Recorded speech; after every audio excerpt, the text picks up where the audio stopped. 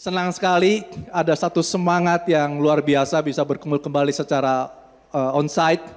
Mungkin nanti Bapak Ibu Saudara yang hari ini menyaksikan ibadah secara online, minggu depan bisa mendaftar di link registrasi, memang hanya untuk 50 orang saja. Tapi dengan 50 orang saja rasanya sudah semangatnya menggebu-gebu rasanya.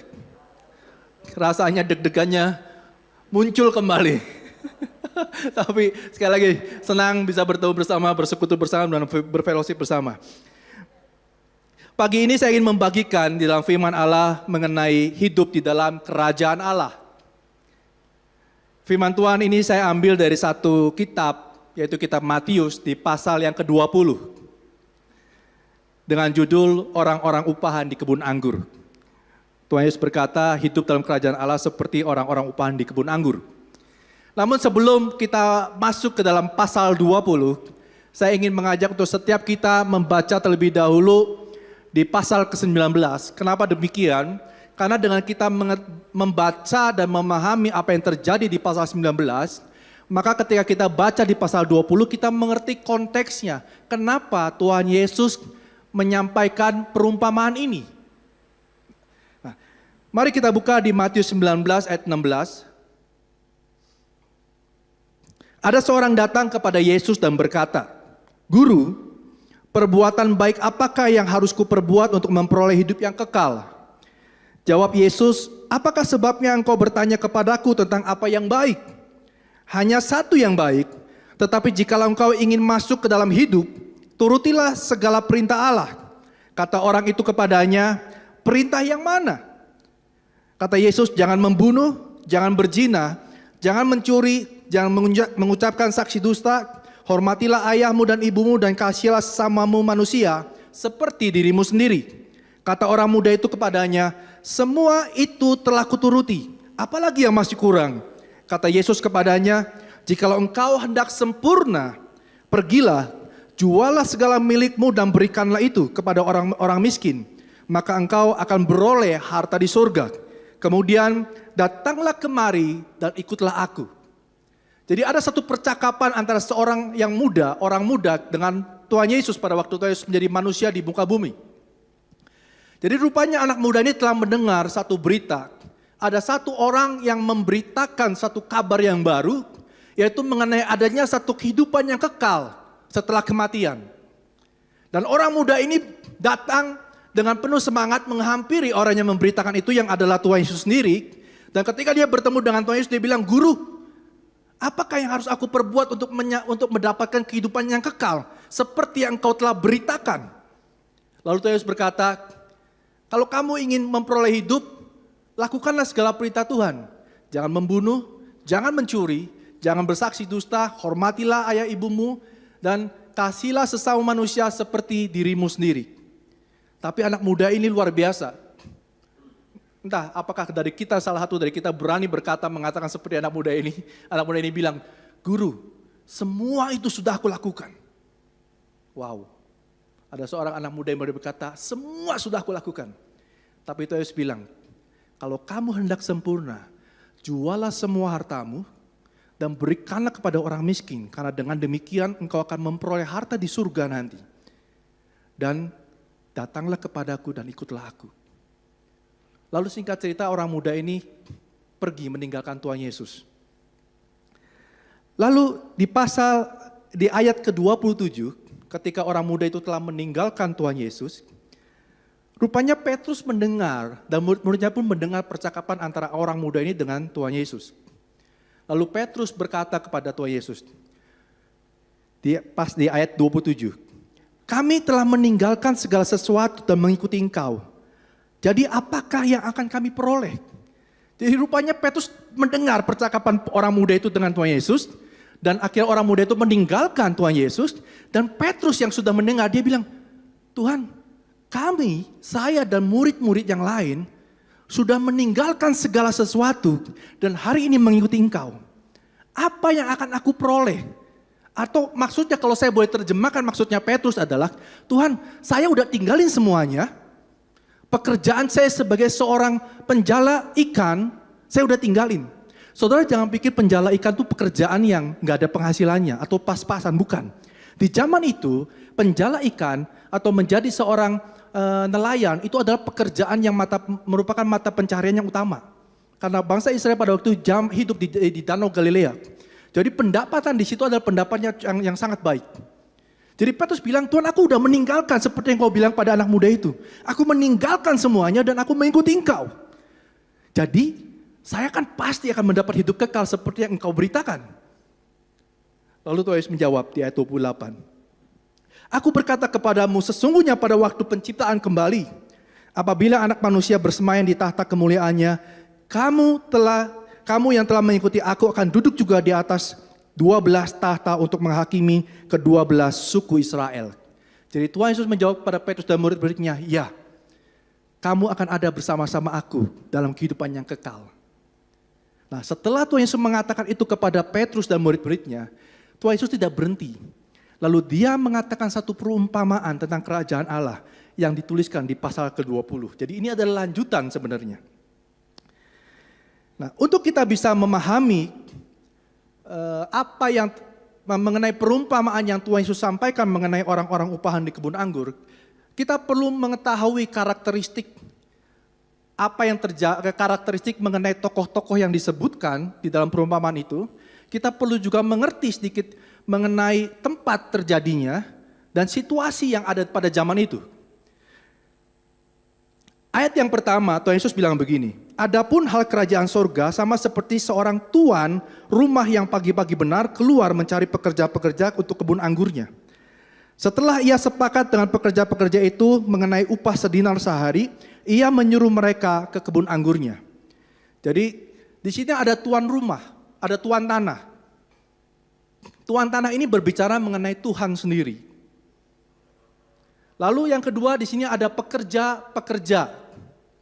Nah, pekerja-pekerja ini berbicara mengenai kita orang-orang yang dipanggil yang menjadi percaya kepada Tuhan. Dan di situ juga ada kebun anggur. Kebun anggur adalah satu tempat di mana bagi setiap kita hari ini untuk melakukan setiap perbuatan-perbuatan baik sehingga pada akhirnya kita memuliakan nama Tuhan. Itu situasi karakteristik tokohnya. Lalu ada karakteristik, ada satu budaya yang sebenarnya terjadi di zaman orang-orang Yahudi. Jadi budaya mereka itu mereka bekerja, jam kerja mereka itu bukan seperti jam kerja kita hari ini. Jam 8 sampai jam 4 atau jam 9 sampai jam 5. Budaya mereka adalah bekerja dari jam 6 pagi sampai jam 6 sore. Itu budayanya. Dan faktanya adalah mengenai pekerja-pekerja ini disebutkan mereka adalah orang-orang yang bekerja mendapatkan upah 1 dinar 1 hari. Artinya bahwa mereka ini adalah orang-orang pekerja harian, daily worker. Bukan orang-orang yang bekerja 1 bulan dapat salary, bukan. Jadi dengan kata lain, pekerja-pekerja ini adalah pekerja-pekerjaan yang tidak ada orang yang mau merekrut dia. Bahkan kalau mereka melamar pekerjaan pun, belum tentu ada orang yang mau menerimanya. Bahkan kalau kita bicara lebih lagi, bisa jadi orang-orang ini, pekerja-pekerja ini adalah pekerja-pekerja yang tidak dianggap oleh orang lain. Sehingga akhirnya mereka harus pergi jam 6 pagi untuk boleh dibilang seperti seolah-olah menjual jasanya. Dan pada waktu itu, tuan rumah keluar, tuan tanah ini keluar untuk mencari pekerja-pekerja. Dan dikatakan 1 dinar 1 hari. Nah ini yang luar biasa. 1 dinar 1 hari itu adalah upah yang diberikan kepada seorang prajurit yang kalau dihitung per hari. Jadi tuan tanah ini dengan orang-orang yang tidak dianggap, yang boleh dibilang mungkin tidak terpakai atau dibuang oleh masyarakat, karena skillnya atau karena kemampuannya dan banyak hal, tapi tuan tanah ini memberikan, aku kasih kamu 1 dinar 1 hari. Yang sebenarnya upah itu adalah upah yang harusnya diberikan kepada seorang prajurit yang berjuang bagi bangsa dan negara yang merelakan atau berani mengorbankan jiwanya untuk satu bangsa. Bayangkan, upah itu diberikan kepada pekerja ini. Nah ini adalah satu karakteristik yang kita perlu mengerti apa yang dituliskan dalam perumpamaan ini. Mari kita lanjutkan. Dengan begitu kita akan mulai mengerti apa tujuan daripada perumpamaan yang dikatakan oleh Tuhan Yesus. Ayat yang pertama saya bacakan sekali lagi. Adapun hal kerajaan surga sama seperti seorang tuan rumah yang pagi-pagi benar keluar mencari pekerja-pekerja untuk kebun anggurnya. Nah, Kalau tadi kita ingat percakapan Petrus kepada Tuhan Yesus, Tuhan, aku sudah menjual semuanya dan aku pasti akan dapat hidup yang kekal kan? Tuhan bilang, iya, kamu akan dapat hidup yang kekal. Tapi di sini Tuhan Yesus berbicara lebih lanjut. Betul, kamu sudah meninggalkan segala sesuatunya dan mengikuti aku. Dan kamu akan mendapatkan hidup yang kekal. Tapi Tuhan ingin bilang begini, tapi hidup kekal yang kamu dapatkan, itu bukan karena pilihanmu semata, bukan karena keputusanmu, sehingga akhirnya engkau bisa hidup kekal. Tapi sebenarnya hidup kekal itu, engkau dapatkan karena aku telah turun ke dalam dunia, menghampiri engkau, dan memanggil engkau, ikutlah aku. Kita buka di Matius 4 ayat 18. Saya akan bacakan di Matius 4 ayat 18. Ini adalah kisah pertama kali Tuhan Yesus bertemu dengan Petrus. Dan ketika Yesus sedang berjalan menyusur danau Galilea, ia melihat dua orang bersaudara, yaitu Simon yang disebut Petrus dan Andreas saudaranya. Mereka sedang menebarkan jala di danau sebab mereka penjala ikan. Yesus berkata kepada mereka, mari ikutlah aku dan kamu akan kujadikan penjala manusia. Lalu mereka pun segera meninggalkan jalannya dan mengikuti dia. Jadi perumpamaan ini dinyatakan Tuhan Yesus kepada Petrus dan murid-muridnya dan kepada setiap kita. Betul, kamu telah memilih untuk mengikuti aku dan kamu akan mendapatkan hidup yang kekal. Tapi kamu juga perlu tahu, kalau aku tidak datang kepadamu, menghampirimu, dan membuat engkau berkata kepada engkau, mari ikutlah aku, maka engkau pun tidak akan mendapatkan hidup yang kekal. Jadi kehidupan kekal, keselamatan yang diberikan kepada Petrus dan murid-muridnya dan kepada setiap kita, bukan karena betapa hebat dan kuatnya kita, bukan karena pilihan kita dalam hidup kita, tapi sebenarnya karena Tuhan telah datang terlebih dahulu kepada kita, memberikan kasih karunia-Nya, mari ikut aku. Jadi semua itu bukan karena usaha dan perbuatan kita manusia, tidak ada satu perbuatan kita pun yang bisa melayakkan kita untuk masuk dalam kerjaan surga. Tapi semua itu adalah pemberian Tuhan kepada setiap kita yang dikasihinya. Itu tujuan yang pertama. Lalu kita masuk pada tujuan yang kedua, kenapa perumpamaan ini dinyatakan oleh Tuhan Yesus. Ayat yang ketiga sampai ayat yang ketujuh. Matius 20 ayat ketiga sampai ketujuh. Saya akan bacakan untuk Bapak Ibu Saudara semua. Kira-kira pukul 9 pagi ia keluar pula dan dilihatnya ada lagi orang-orang lain menganggur di pasar. Katanya kepada mereka, pergi, jugalah kamu ke kebun anggurku dan apa yang pantas akan kuberikan kepadamu. Dan mereka pun pergi. Kira-kira pukul 12 dan pukul 3 petang ia keluar pula dan melakukan sama seperti tadi. Kira-kira pukul 5 petang ia keluar lagi dan mendapati orang-orang lain pula, lalu katanya kepada mereka, mengapa kamu menganggur saja di sini sepanjang hari? Kata mereka kepadanya, karena tidak ada orang mengupah kami. Katanya kepada mereka, pergi jugalah kamu ke kebun anggurku. Jadi setelah jam 6 pagi, Tuhan Yesus dapat pekerja-pekerja. Lalu Tuhan Yesus keluar lagi. Si tuan tanah ini keluar lagi di jam 9, jam 12, jam 3, dan jam 5 sore. Dan mencari pekerja-pekerja yang masih belum ada pekerjaan. Dan Tuhan bilang, pergilah ke kebun anggurku. Tapi ada perbedaan antara tuan tanah ini bilang kepada yang jam 6 pagi dengan yang jam 9 pagi dan yang seterusnya. Perbedaannya adalah kepada yang jam 6 pagi, Tuhan buat satu kesepakatan. Deal, kita 1 dinar 1 hari ya. Tetapi ya kepada yang jam 9, jam 12, jam 3, dan jam 5 sore, Tuhan gak buat kesepakatan. Tuhan bilang, aku akan memberikan apa yang pantas bagimu. Pergilah ke kebun anggurku. Jadi ada perbedaannya. Nah, apa maksudnya dari perbedaan ini? Saudara, hidup di dalam kerajaan Tuhan atau hidup sebagai orang percaya, yang Tuhan ingin sampaikan adalah hidup dengan percaya. Terkadang apa yang terjadi dalam kehidupan kita membuat kita berpikir, kok sepertinya ini terjadi begitu rupa. Kok bisa begini ya? Kok bisa begitu ya? Kok usaha saya yang tadinya bagus, maju, kok tiba-tiba ada masalah terjadi. Dalam pekerjaan kita mungkin sebagai staff atau sebagai staff dari suatu perusahaan, kok tadinya saya baik-baik saja, kok tiba-tiba mungkin saya difitnah ya. Kok bisa terjadi yang begini, kok bisa terjadi yang begitu, kok ada persaingan, kok saya nggak berbuat apa-apa, sepertinya kok ada di persaingan. Sepertinya kita nggak tahu masa depan kita di tempat ini masih oke nggak ya? Di perusahaan ini masih oke nggak? Ini apakah bisnis saya masih bisa berjalan baik nggak nanti ya? Mungkin bagi para pengusaha, kita mungkin berpikir keras. Pada hari-hari ini terutama pada masa pandemi, apakah yang saya kerjakan ini nantinya akan berhasil apa tidak? Apakah usaha yang sedang saya jalani hari ini, ketika pandemi ini selesai, apakah masih bisa bersurvive, bertahan atau makan, apakah masih bisa mungkin bangkit kembali seperti dulu dan bahkan lebih besar lagi? Apakah mungkin pinjaman saya ke bank suatu hari nanti yang saya pakai untuk usaha saya, untuk bisnis saya, akan bisa saya kembalikan full, sehingga nama saya bisa menjadi baik di sana, dan usaha saya bisa menjadi lebih baik lagi dan berkembang lebih besar? Kadang kita masih berpikir, masih mungkinkah itu terjadi? Mari kita buka Mazmur pertama, ayat yang pertama sampai ayat yang ketiga. Berbahagialah orang yang tidak berjalan menurut nasihat orang fasik, yang tidak berdiri di jalan orang berdosa, dan yang tidak duduk dalam kumpulan pencemooh, tetapi yang kesukaannya ialah Taurat Tuhan dan yang merenungkan Taurat itu siang dan malam. Ia seperti pohon yang ditanam di tepi aliran air, yang menghasilkan buahnya pada musimnya, dan yang tidak layu daunnya.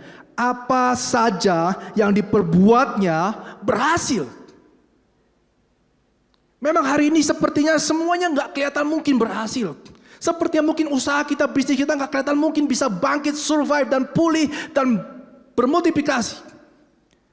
Tapi inilah hidup di dalam kerajaan Tuhan. Tapi inilah artinya hidup sebagai orang yang percaya, kata Tuhan. Engkau hidup bukan karena berdasarkan pertimbanganmu, prediksimu, analisismu, tapi engkau juga hidup dengan percaya. Mungkin kita sebagai orang tua yang punya anak, kita mungkin berpikir, apakah nanti anak-anak saya akan bertumbuh menjadi anak-anak yang nantinya akan mencintai Tuhan, habis-habisan buat Tuhan, punya karakter yang luar biasa dan menjadi orang yang hebat? Apakah saya mendidik anak hari ini akan menjamin semuanya itu? Saya dan istri saya pun gak berani berkata kami akan menjamin itu terjadi. Tidak ada satu orang yang tahu tentang masa depan anak-anak kita. Saudara mungkin berkata, saya sudah belajar dari satu seminar kepada seminar yang lain. Saya mungkin juga bisa berkata, saya sudah baca dari satu buku ke buku yang lain. Mungkin kita sama-sama berkata, saya sudah ikut kelas mengenai mendidik anak dari satu kelas kepada kelas yang lain. Melihat video di YouTube dari satu video kepada video yang lain. Tapi apakah itu akan menjamin suatu hari nanti anak-anak kita seperti apa? Tidak ada yang tahu. Lalu kalau kita tidak ada yang tahu masa depan anak-anak kita, apa yang harus kita lakukan? Inilah hidup di dalam kerajaan Tuhan sebagai orang yang percaya. Hidup dengan percaya. Karena Amsal 22 ayat 6 mengatakan, didiklah anak muda menurut jalan yang patut baginya, maka pada masa tuanya pun ia tidak akan menyimpang daripada jalan itu. Jadi apa yang kita orang tua bisa lakukan dalam kehidupan kita dalam mendidik anak-anak kita? Cuma satu. Tetaplah mendidik dan percayalah kepada Tuhan. Karena hanya dengan inilah kita bisa hidup di dalam kerajaan Tuhan. Bagi orang-orang yang melayani, mungkin kita berpikir, terkadang mungkin kita berpikir, apakah pelayanan yang saya lakukan ini mempunyai dampak yang besar nantinya? Apakah pelayanan yang saya lakukan nantinya akan bisa membuat banyak orang mengenal kasih Kristus, kasih Tuhan dalam hidup mereka? Apakah pelayanan yang kita lakukan di jemaat ini, ada sekolah setara, ada sekolah Puspa, ada Root, ada sekolah Cahaya Bangsa, ada Young Tiger, ada Metro Starlet, dan pelayanan-pelayanan yang lainnya? Apa kita berani berkata dan menjamin bahwa melalui semua pelayanan ini akan banyak jiwa-jiwa yang dimenangkan, mengenal kasih Kristus, bisa mengalami Tuhan dalam hidup mereka? Tidak ada satu orang pun yang tahu. Tapi memang inilah hidup dalam kerajaan Tuhan sebagai orang percaya. Kita hidup karena kita percaya kepada Tuhan. Yohanes 16 ayat 7. Ini firman Tuhan. Namun benar yang kukatakan ini kepadamu adalah lebih berguna bagi kamu jika aku pergi. Sebab jika aku tidak pergi, penghibur itu tidak akan datang kepadamu. Tetapi jikalau aku pergi, aku akan mengutus dia kepadamu. Dan kalau ia datang, ia akan menginsyafkan dunia akan dosa, kebenaran, dan penghakiman. Jadi inilah percaya kita. Apapun yang kita lakukan dalam pelayanan kita, percaya. Yang membuat orang bisa mengenal akan Tuhan. Yang bisa menginsyafkan orang akan dosa-dosanya dan percaya kepada Tuhan. Dan hidup baru di dalam kebenaran. Itu bukan kita. Tapi Roh Kudus Tuhan yang dikirimkannya untuk hari ini bersama-sama dengan kita. Untuk memperlengkapi kita. Untuk kita bisa menjadi saksi buat bagi banyak orang. Tapi siapa yang menjamin? Siapa yang akan menjamin jemaat ini akan menjadi 1.000, 1.500, 2.000? Tidak ada satu orang pun yang berani menjamin. Tapi inilah hidup kita sebagai jemaat yang percaya kepada Tuhan, yang hidup di dalam kerajaan Allah. Kita hidup karena kita percaya kepada firman Tuhan. Yang ketiga, yang saya bagikan tujuan dari perumpamaan ini adalah kita baca di ayat ke-8 sampai ayat yang ke-12. Matius pasal 20 ayat 8 sampai ayat 12. Ketika hari malam, tuan itu berkata kepada mandurnya, panggillah pekerja-pekerja itu dan bayarkan upah mereka. Mulai dengan mereka yang masuk terakhir hingga mereka yang masuk terdahulu. Maka datanglah mereka yang mulai bekerja kira-kira pukul 5 dan mereka menerima masing-masing 1 dinar. Kemudian datanglah mereka yang masuk terdahulu yang jam 6 pagi. Sangkanya akan mendapatkan lebih banyak, tetapi mereka pun menerima masing-masing 1 dinar juga. Ketika mereka menerimanya, mereka bersungut-sungut kepada tuan itu, katanya, mereka yang masuk terakhir hanya bekerja 1 jam, dan engkau menyamakan mereka dengan kami yang sehari suntuk, bekerja berat dan menanggung panas terik matahari. Jadi pada waktu selesai jam 6 sore, Tuhan Yesus bilang kepada mandurnya, panggillah semua pekerja, terutama panggillah yang terakhir yang masuk jam 5, dan berikanlah upah 1 dinar, lalu jam 3, panggil dan kasih 1 dinar, jam 12 panggil, jam 9 panggil kasih 1 dinar, dan yang terakhir yang jam 6 dan kasih 1 dinar. Saudara, kepikir enggak dalam teks ini bahwa orang yang datang jam 6 pagi komplain sama Tuhan? Sebenarnya kalau saya pikir tuan tanah ini bukan tuan tanah yang nggak punya cara berpikir yang bijaksana, tapi saya pikir ini ada tujuannya. Dia dengan sengaja melakukan ini. Sebenarnya kalau tuan tanah ini nggak pengen konflik sama orang, gampang. Panggil yang jam 6 dulu, kasih 1 dinar semua, suruh pulang. Lalu panggil yang jam 9 sampai yang jam 5. Selesai masalahnya, kan nggak ada keributan. Tapi tuan tanah ini sengaja bilang sama mandurnya, panggil dulu yang jam 5, kasih dulu sampai yang jam 9. Ini yang ingin Tuhan sampaikan. Bahwa hidup di dalam kerajaan Allah itu adalah hidup dengan bersyukur. Terkadang kita mungkin berkata hidup ini kok gak adil ya. Hidup gak fair katanya. Mungkin kita sering sama-sama kadang-kadang keluar dari mulut kita, kok gak fair rasanya. Saya sudah bekerja keras mengelola bisnis ini dari pagi sampai malam. Saya rajin, saya banting tulang, saya kerja keras, bahkan tulangnya sampai patah-patah. Tapi kok sepertinya bisnis saya penghasilannya nggak seperti bisnisnya dia. Yang kayaknya kok santai-santai aja kok bisa berkembang luar biasa. Atau mungkin kadang kita berpikir kok saya bekerja mengabdi pada perusahaan ini bertahun-tahun. Saya tidak telat, saya excellent. Saya melakukan apa yang terbaik yang saya bisa lakukan bagi perusahaan tertentu. Kok sepertinya saya nggak kunjung juga dapat sebuah promosi. Kok dia yang baru kerja 2-3 tahun, kok tiba-tiba bisa naik jabatannya, mendapat promosi yang luar biasa. Kok nggak adil hidup ini? Atau mungkin kita yang melayani mungkin berkata, saya sudah melayani Tuhan, saya sudah kenal Tuhan, bertobat bertahun-tahun, belasan tahun, bahkan mungkin puluhan tahun. Saya menjaga hidup saya demikian rupa, kudus sekudus-kudusnya. Tidak berbuat ini, tidak berbuat itu. Kok sepertinya dampak yang saya lakukan, kok pelayanannya tidak seperti orang lain. Bahkan ada mungkin orang yang mungkin baru 5 tahun, mungkin baru 1 tahun, lahir baru, yang kelihatannya mungkin kok sepertinya kalau kita rasa, ini perasaan kita, kadang-kadang kita merasa bahwa hidup saya jauh lebih baik daripada hidup dia. Tapi kenapa Dia begitu sepertinya seolah-olah diurapi, sepertinya pelayanannya begitu dahsyat dan berdampak. Atau mungkin kita bertanya, Tuhan, kenapa saya berdoa bertahun-tahun lamanya? Kok doa saya masih belum dijawab? Tapi ketika saya melihat, mendengar teman saya bersaksi, doa, 1 kali berdoa 1 hari, 1 kali 24 jam, Tuhan langsung jawab doanya. Seperti ketua RT, 1 kali 24 jam lapor, Tuhan jawab doanya. Tapi memang itulah realitanya dalam kehidupan kita. Kita nggak pernah tahu apa yang Tuhan maksudkan dalam kehidupan kita. Apa yang Tuhan kejar, Tuhan melakukan ini dengan sengaja.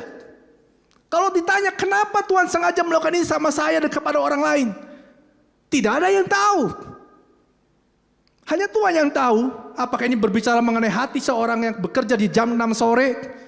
Nggak tahu juga. Perkiraan saya probabilitasnya adalah ini mungkin akan beresin hati orang jam 6 sore. Tapi sekali lagi itu adalah probabilitas, kemungkinan yang saya pikirkan. Tapi kenyataannya tidak ada yang tahu apa maksudnya Tuhan. Tapi setidaknya hari ini saya tahu satu hal, probabilitas yang lain. Bahwa dengan ada perumpamaan ini dan kesengajaan Tuhan menciptakan ini, saya bisa berbicara kepada Bapak Ibu Saudara bahwa hidup di dalam kerajaan Tuhan adalah hidup dengan cara bersyukur kepada Tuhan.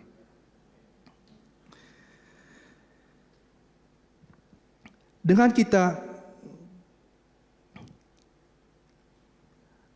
bisa bersyukur kepada orang lain, saya percaya bahwa Tuhan juga ingin mengajarkan bahwa hidup dalam kerajaan Allah, ketika kita bisa mengucap syukur dengan apa yang terjadi, yang kita terima dalam hidup kita, ini membuat kita bisa menghormati orang lain. Kita mungkin merasa bahwa hidup kita seperti orang-orang pekerja yang jam 6 pagi. Tapi biarlah yang jam 6 pagi bisa tetap menghormati orang-orang yang datang jam 5 sore. Semua ini bukan berbicara hidup tidak adil. Semua ini bukan berbicara mengenai Tuhan pilih kasih, bukan. Tapi sekali lagi Tuhan punya maksud tersendiri. Justru dengan kita bisa hidup bersyukur, kita bisa menghormati orang lain, dan bahkan kita bisa menghargai orang lain. Dengan begini, kita bisa memandang orang lain, betapa berharganya dia. Saudara, kenapa saya mengatakan kita bisa menghargai, menghormati orang lain? Karena kemarin Pastor Yosef membagikan mengenai satu cerita ini, menambahkan cerita ini, saya pikir menarik ini, saya juga baru tahu. Ternyata ada satu cerita, ada satu dosen teologi yang membagikan bahwa orang yang bekerja, jadi semua pekerja itu keluarnya pagi-pagi, karena kan ingin menjajakan jasa, menjual. Dan orang yang mencari jasa, dia akan pergi juga pagi-pagi, karena dia ingin mencari yang terbaik. Jadi di sekumpulan pekerja-pekerja itu, ya, kalau orang-orang yang keluar di jam 6 pagi dipanggil sama tuan tanah untuk bekerja, berarti artinya yang jam 6 pagi ini memiliki mungkin kemampuan, keterampilan yang jauh lebih baik daripada orang yang jam 5 sore. Karena begitu semakin siang, yang terbaik sudah mulai keluar sedikit demi sedikit dipanggil oleh tuan tanah. Tapi yang terakhir, makanya dikatakan, gak ada yang memanggil aku karena aku gak ada yang mau manggil jam 5 sore ini. Nah artinya bahwa hidup dalam kerajaan Tuhan, dan kita bisa bersyukur kepada Tuhan, kita bisa menghormati satu sama lain, dan kita bisa memandang orang lain berharga. Bukan karena kemampuannya, bukan karena skillnya, tapi kita belajar memandang orang lain berharga. Karena kita semua berharga di matanya Tuhan. Bukan berarti kita harus hidup apa adanya, kita harus hidup punya apanya, artinya ada sesuatu yang kita memang harus belajar, tapi cara kita memandang orang lain, teman kita, saudara kita, rekan bisnis kita, saudara kita, rekan sepelayanan kita. Saya dan dia sama-sama berharga di mata Tuhan. Buktinya apa? Mau jam 6 pagi, mau jam 5 sore, semua dipanggil masuk ke kebun anggurnya Tuhan. Dan sama-sama dikasih 1 dinar 1 hari. Orang yang tidak berharga mungkin bagi dunia, tapi Tuhan pandang berharga dan bahkan dianggapnya sebagai seorang prajurit yang punya kapasitas yang besar, yang bisa mengorbankan hidupnya bagi satu bangsa dan satu negara. Amin. Roma 14 ayat 17. Sebab kerajaan Allah bukanlah soal makanan dan minuman, tapi soal kebenaran, damai sejahtera dan sukacita oleh Roh Kudus. Kerajaan Allah bukan makanan dan minuman, tapi soal kebenaran dan soal sukacita. Jadi diteguhkan oleh Roma ini. Ketika kita bisa hidup bersukacita, memandang orang lain berharga dan menghormati orang lain, maka ada damai sejahtera yang tinggal di tengah-tengah kita. Dan waktu itu terjadi, maka tempat ini akan menjadi rumah yang dipenuhi oleh damai sejahtera Allah. Sehingga siapapun yang datang, apapun latar belakangnya, setiap orang merasa tenang, merasa damai. Tidak ada penghakiman, tidak ada rasa minder, tidak ada yang merendahkan satu sama lain. Tapi kita sama punya satu dinar, satu hari dari Tuhan. Kesimpulannya saya ingin bacakan kembali. Hidup dalam kerajaan surga adalah satu pemberian, bukan karena usaha manusia. Yang kedua, menyatakan bahwa hidup dalam kerajaan Allah adalah hidup karena kita percaya. Dan yang ketiga, menyatakan bahwa hidup dalam kerajaan Allah adalah hidup dengan bersyukur. Mari saya undang tim musik mungkin kembali untuk bisa melayani di depan. Mari Bapak Ibu Saudara kita menundukkan kepala, kita berdoa di hadapan Tuhan. Tuhan, hamba-Mu selesai menyampaikan kebenaran firman-Mu, tapi aku percaya Tuhan, Engkau terus bekerja dalam setiap hati kami dimanapun kami berada. Baik yang ada di tempat ini, maupun yang ada di rumah. Bapak, kami mau belajar hidup pada hari ini Tuhan. Hidup sebagai orang yang percaya. Hidup di dalam sebuah kerajaan Allah. Satu kerajaan yang bukan cuma nanti kami akan menikmati, tapi kami menjalaninya pada saat kami hidup hari ini Tuhan. Hidup di mana kami tahu bahwa semuanya adalah kasih karunia yang Tuhan berikan bagi kami. Hidup yang kami jalani hari ini adalah hidup yang penuh dengan rasa percaya kepada Tuhan. Hidup yang kami jalani adalah hidup yang penuh dengan rasa syukur. Biarlah damai sejahtera-Mu Tuhan yang melampaui segala akal dan pikiran manusia, itu tinggal di tengah-tengah kami. Biarlah damai sejahtera-Mu Tuhan, itu tercurah bagi setiap kami Tuhan, yang menyaksikan ibadah kami secara online, dimanapun setiap kami berada. Bapa, kami berdoa, nyatakanlah pekerjaan-pekerjaan-Mu Tuhan atas kami. Biarlah tempat ini Tuhan, biarlah JP3 ini Tuhan, boleh menjadi rumah kediaman bagi banyak orang. Melalui JP3 ini Tuhan, ada nama Tuhan dipermuliakan. Akan banyak orang bisa merasakan dan mengalami kasih Tuhan melalui hidup kami Tuhan. Terima kasih Bapak. Terima kasih Tuhan untuk hari ini Tuhan. Kami mau menyerahkan ibadah kami, kehidupan kami Tuhan, usaha kami, bisnis kami, pekerjaan kami Tuhan, kuliah kami, pelayanan kami Tuhan, anak-anak kami, hubungan kami suami dan istri, hubungan kami dengan orang tua kami menyerahkan kepada-Mu Tuhan. Biarlah kami hari ini Tuhan hidup karena kami percaya dan kami bersyukur Tuhan di hadapan. Terima kasih Bapak.